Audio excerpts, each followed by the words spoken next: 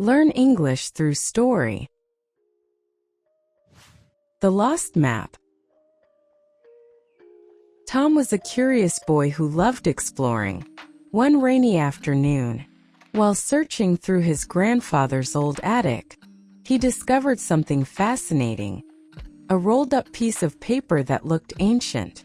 Dusting it off, he unrolled it carefully and gasped. It was a treasure map. The map had strange symbols, faded lines, and an X marked in the middle of a dense forest. At the bottom, there was a note written in his grandfather's handwriting. To those who dare to dream, the journey begins. Excited, Tom ran downstairs. "Grandpa, what is this?" he asked, holding up the map. His grandfather smiled mysteriously. "Ah, you found it. That is an old adventure I never finished," he said. "It's from when I was your age. I found that map in a book at the library, but I never had the chance to see where it led." Tom's heart raced.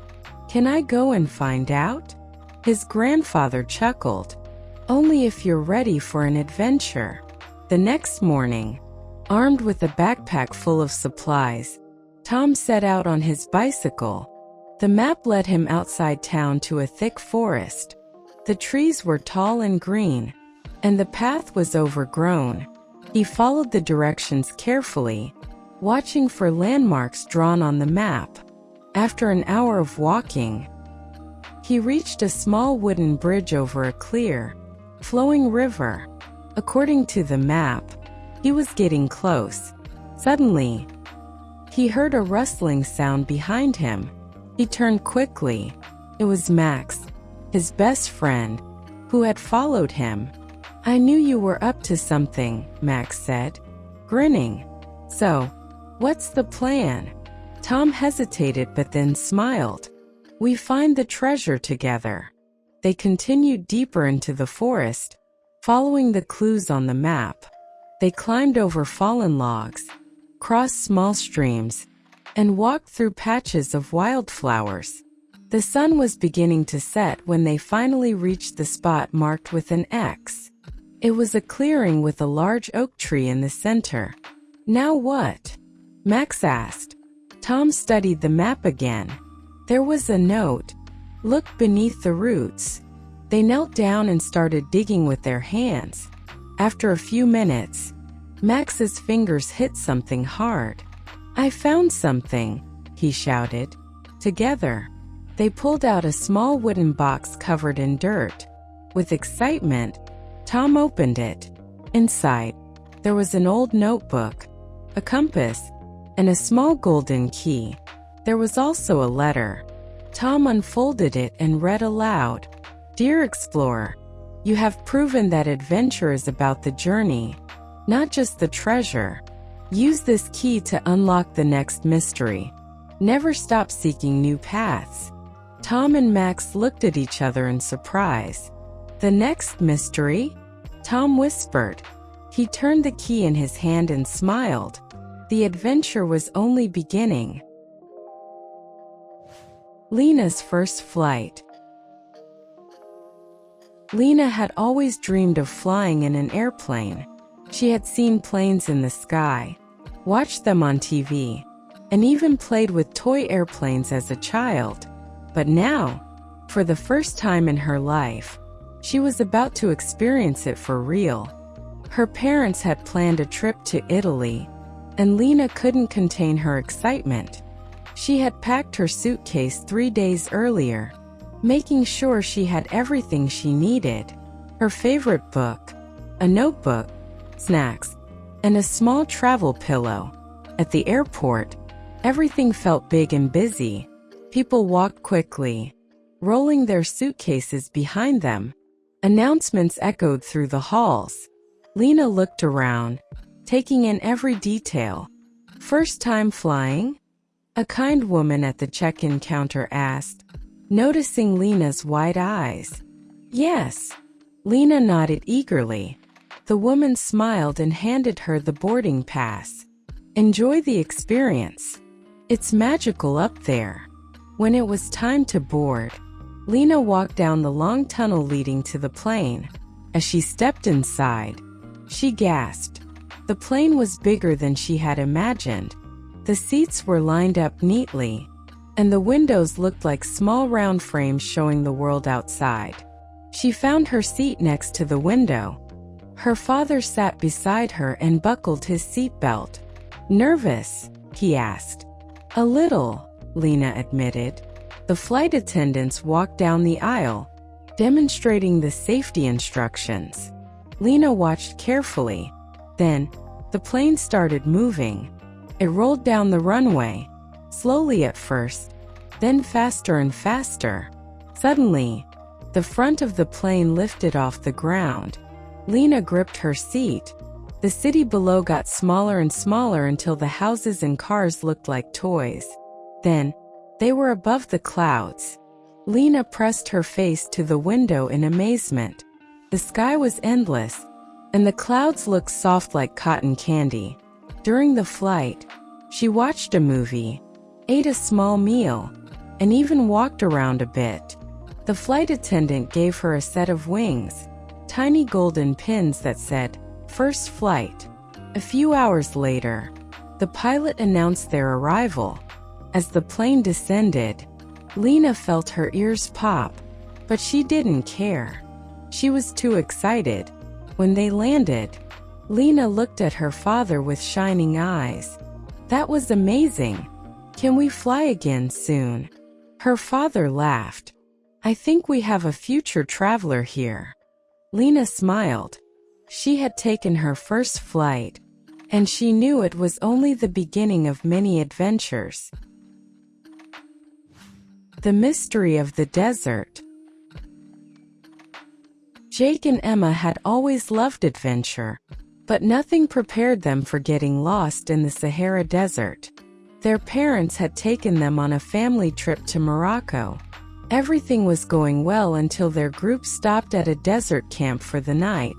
Excited, Jake and Emma wandered away to explore the sand dunes before dinner. They climbed to the top of a large dune, laughing as their feet sank into the warm sand. "Look at that." Emma pointed to something half buried in the sand below. Jake rushed down and pulled out an old leather pouch. Inside, they found a rolled-up parchment covered in Arabic symbols. At the top, there was a sketch of a desert with a star above it. "What does it mean?" Emma asked. "I don't know," Jake said, "but I think it's a map." As they examined the parchment, they realized the sun was setting, and the camp was nowhere in sight. They had walked too far. "We're lost," Emma whispered. "Don't worry," Jake said. "We'll figure this out." They decided to follow the map. It led them toward a small rocky hill in the distance. As they climbed up, they saw a cluster of palm trees and, to their surprise, a small oasis. A man in traditional desert clothing stood near the water. He smiled when he saw the parchment in Jake's hand. "Ah, you found it," he said in English. "You know this map?" Jake asked. The man nodded. "It was left by my grandfather. It leads travelers to this oasis if they ever get lost." Just then, in the distance, they heard their parents calling their names. They ran back, relieved. That night, as they sat around the campfire, Jake and Emma couldn't stop thinking about their desert adventure. They had found a mystery, and solved it, too. A day in Paris. Sophia had dreamed of visiting Paris ever since she was a little girl. She had imagined the Eiffel Tower, the smell of fresh croissants, and the charming streets filled with artists. Now, standing in the heart of the city, her dream had come true. She and her mother had one day to explore before taking a train to another city. "Let's make the most of it," her mother said. First, they visited a small cafe near the Seine River. Sophia ordered a pain au chocolate and sipped hot chocolate while watching boats glide by.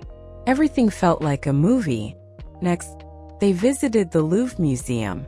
Sophia stared at the Mona Lisa, amazed at how small the famous painting was.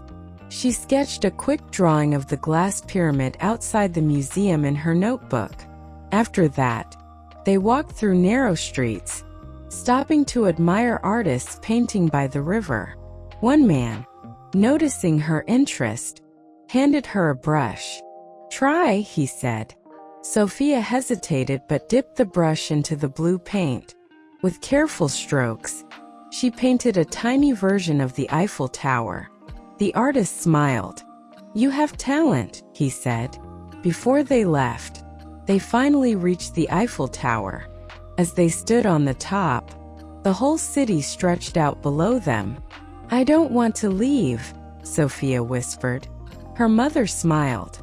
"Then we'll have to come back." Sophia grinned. One day wasn't enough, but it was the start of a love story between her and Paris. The Hidden Island. Leo had always wanted to be a sailor like his grandfather, so when he got the chance to join a boat trip with his uncle, he couldn't say no. The sea was calm as they sailed between islands, exploring caves and fishing in the deep blue waters. But on the third day, a storm hit. The boat rocked wildly, and Leo held onto the railing as the rain poured down. When the storm finally calmed, the boat had drifted far off course. "We need to check the map," his uncle said. As they studied the map, Leo noticed something strange. A small island that wasn't marked. "What's that?" he asked. His uncle looked at it closely. "That's impossible. This island shouldn't exist." Curious, they sailed toward it. When they reached the shore, Leo was the first to step onto the sand.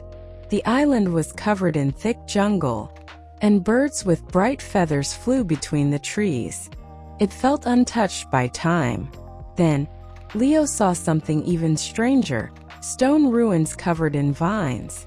In the center stood a statue of a man holding a golden shell. "This place is a mystery," his uncle said. Leo ran his fingers over the stone. "Maybe we were meant to find it."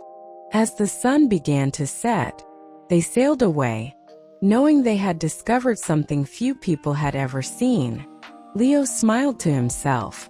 One day, he would return and learn more about the hidden island. Lost in Tokyo. Emma had always dreamed of visiting Japan. The bright lights, the busy streets, the unique culture, it all seemed magical. Now, standing in the heart of Tokyo, she was finally here. She had come with her classmates for a school exchange program. Everything was exciting, until she got separated from the group at Shibuya Crossing, the busiest intersection in the world. "Stay with the group," her teacher had warned. But Emma had stopped for a moment to take a picture of a street musician. When she looked up, everyone was gone. Her heart pounded.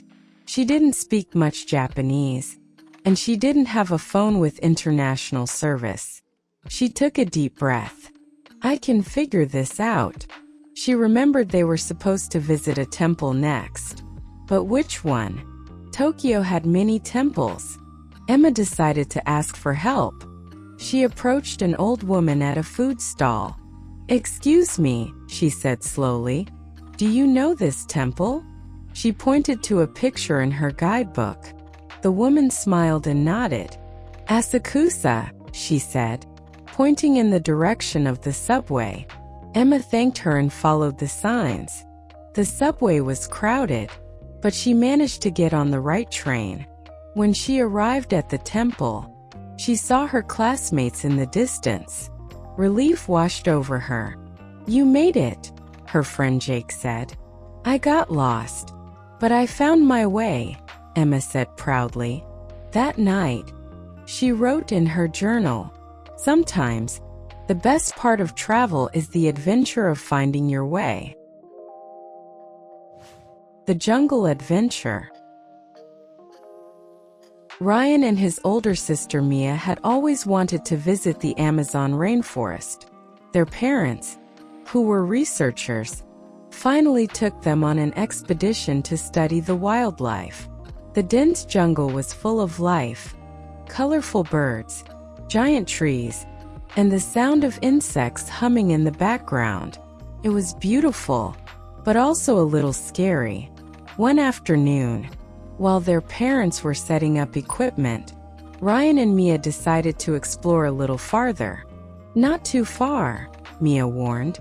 They walked along a narrow path, stopping to watch a group of monkeys playing in the trees. Ryan was so focused on them that he didn't notice the path had disappeared behind them. "Mia, I think we're lost," he said. Mia looked around. Everything looked the same: green trees, thick vines, and no clear way back. "Stay calm," she said. "Let's think." Then, Ryan remembered something. Dad said rivers always lead to people. Maybe we can follow the sound of water. They listened carefully and heard a soft gurgling sound. They walked toward it and soon found a small stream. As they followed it, they saw something surprising: a small wooden hut. An old man with dark brown skin and a kind smile stepped out. "Lost?" he asked in English. Ryan and Mia nodded. The man laughed. "Happens a lot. I help." He guided them back to their camp, where their parents were waiting anxiously. That night, as Ryan lay in his tent, he realized adventure wasn't just about exploring. It was also about learning to stay calm and find solutions. Snowy escape. Liam had never seen so much snow before. He and his family were on a winter vacation in Canada, staying in a cozy wooden cabin. Outside, everything was covered in white. One morning, he decided to go for a short walk while his parents were making breakfast.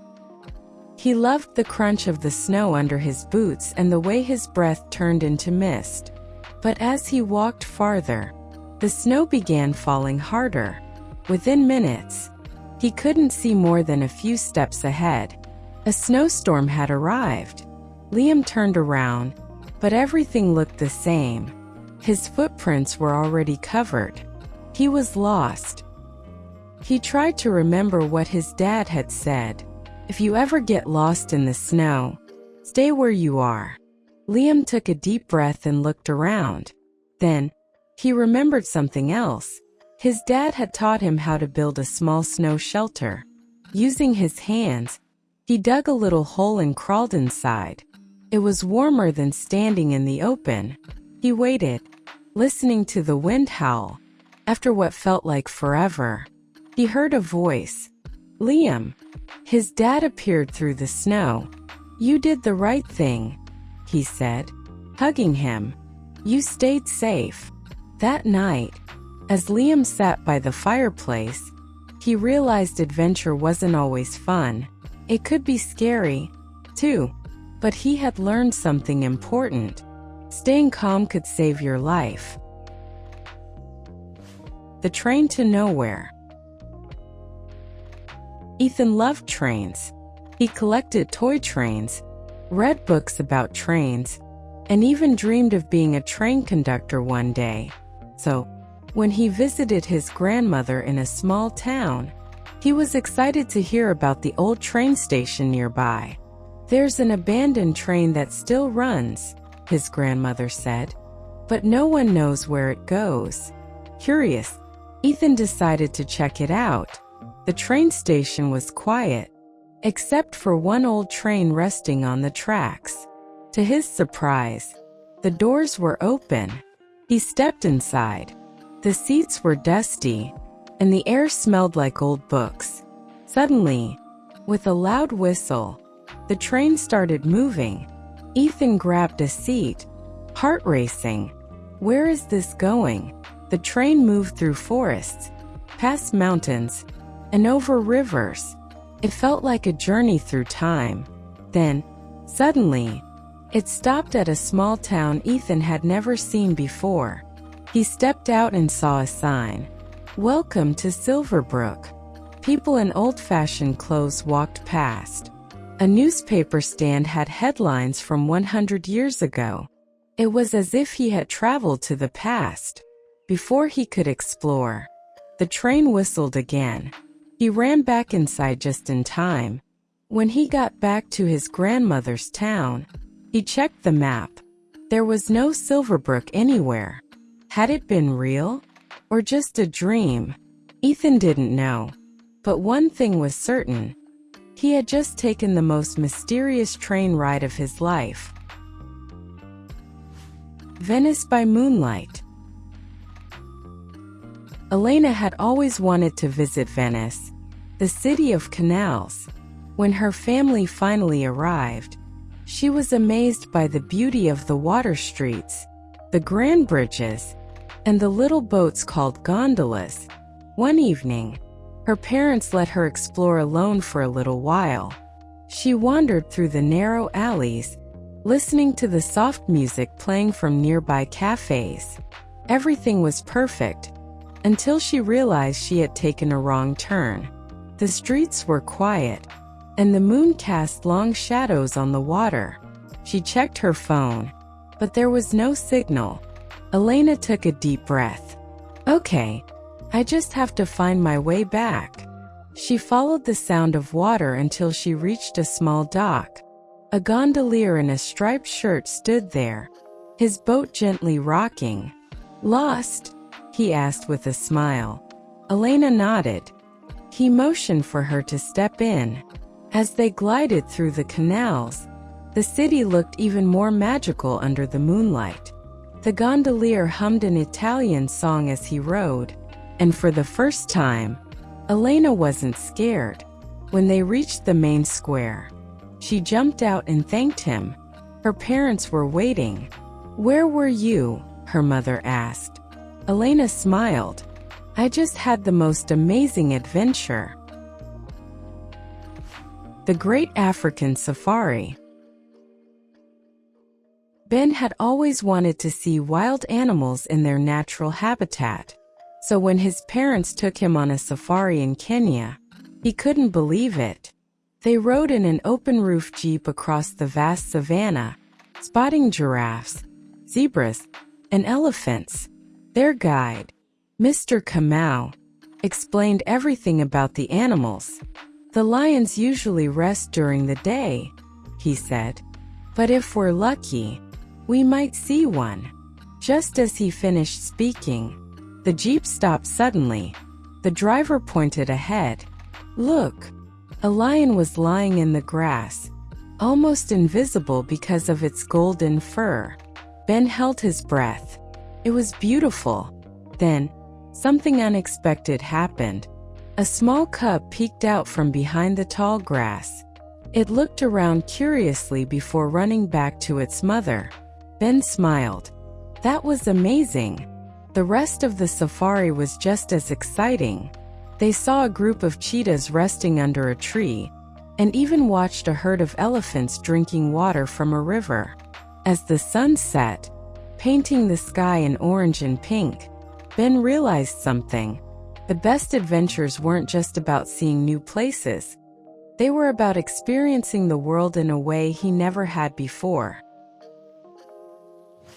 Escape from the pyramids. Maya and her cousin Alex were on a school trip to Egypt. The pyramids of Giza were even more impressive than they had imagined. As they explored the stone corridors inside one of the pyramids, they lagged behind their group, fascinated by the carvings on the walls. Then, suddenly, the lights flickered and went out. "Oh," Alex said. "I think we're lost." Maya turned on her phone flashlight. The passage they were in looked different from where they had come. "We need to find our way back," she said. She noticed strange symbols on the walls. "Wait," she whispered. "This looks like a clue." Alex examined the carvings. There was a picture of an eye and an arrow pointing left. "Maybe we follow the arrows?" They walked carefully, following the symbols. Their hearts pounded as they moved deeper into the pyramid. Finally, after what felt like forever, they saw a crack of light ahead. They ran toward it and found themselves back at the entrance, just as their teacher was about to send a search party. That, Alex said, catching his breath, was the coolest field trip ever. Maya grinned. Next time, let's stay with the group. The secret village. Luca loved hiking. His dream was to explore every mountain in his country. One day, while trekking through the hills alone, he spotted a narrow path hidden behind some trees. Curious, he followed it. The path led him to a small village unlike anything he had ever seen. The houses were made of stone, and people dressed in old-fashioned clothes. Children played with wooden toys, and there were no cars, only horses. A woman smiled at him. "Welcome, traveler," she said. Luca was amazed. "How come I've never heard of this place?" The woman laughed. "Our village has been hidden for a long time. We like to live simply, away from the busy world." Luca spent the afternoon learning about their way of life. He helped a farmer pick apples, watched a blacksmith make tools, and tasted homemade bread. When the sun began to set, he knew he had to leave. "Can I come back?" he asked. The woman nodded. "If you can find us again."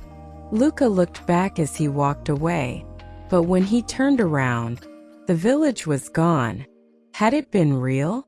Or just a dream? Luca wasn't sure, but he would never forget the secret village. Sailing the seven seas. Nina had always been fascinated by the ocean, so when she turned 18, she decided to take on a challenge, sailing across the sea alone.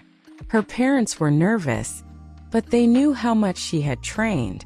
With a backpack full of supplies, a compass, and her little boat, she set off on a journey she would never forget. First, everything was peaceful. The sea was calm, and the wind carried her forward. She watched dolphins swim alongside her boat, and even saw a flying fish jump out of the water. But on the third night, a storm arrived. The waves crashed against her boat, and the wind howled. Nina held onto the wheel, trying to stay calm. "I can do this," she whispered. After what felt like hours, the storm passed, and the sea became quiet again. She looked up at the sky, now full of stars, and smiled. A few days later, she finally reached land, a beautiful tropical island. She had done it. As she stepped onto the shore, she felt stronger than ever. She had sailed across the sea, faced a storm, and made it. And she knew this was only the beginning of many more adventures to come. The mystery of the ancient temple. Omar loved history. He spent hours reading about lost cities and ancient civilizations, but he never thought he would find one himself. While visiting a small town in Thailand, he heard about an old temple hidden deep in the jungle. Few people had seen it, and no one knew who built it. Omar decided to explore. With a guide, he trekked through the jungle for hours. The trees were tall, and the air smelled of rain and earth. Then, suddenly, the temple appeared. It was covered in vines, its stone walls cracked with time. Omar's heart pounded with excitement. He walked carefully inside, running his fingers over the carvings. Then, he saw something that made him freeze. A wall painting showed a man holding a golden tablet, one that looked exactly like the one he had seen in a museum back home. "Could this be the missing piece of history?" he whispered. He took out his notebook and started sketching. As he left, he felt like a true explorer. He hadn't just found a lost temple. He had discovered a new mystery that the world needed to solve.